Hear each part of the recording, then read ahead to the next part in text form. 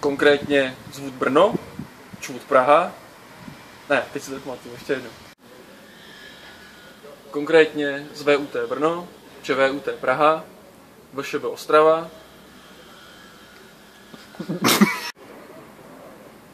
Konkrétně z VUT Brno, ČVUT Praha.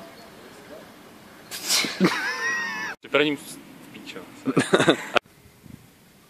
Po zajímavé teoretické části jsme se přesunuli do... Jak to tam bylo? A mimo jiné jsme navštívili také kryt civilní ochrany, pravděpodobně stálý tlakově odolný úkryt, kde jsme se setkali s havarijním štábem, seznámili jsme se s jeho činností a... Dobrá, tak asi ještě jednou. A mimo jiné jsme také navštívili stálý tlakově odolný úkryt. Dobrá, tak ještě na potřetí. Naše skupina vyrazila do kontrolovaného pásma na prohlídku celého primárního okruhu a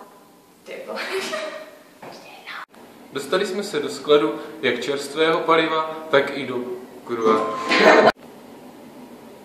Dostali jsme se do skladu... Dostali jsme se do skladu jak čerstvého... Ještě počkej.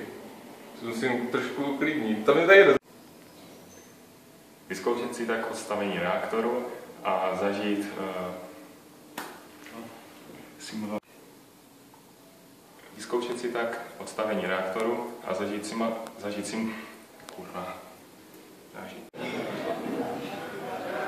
Další pod...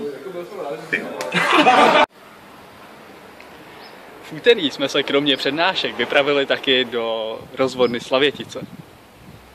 A přečerpávací elektrárny Dalešice, kde jsme zažili start turbíny. Do prdele.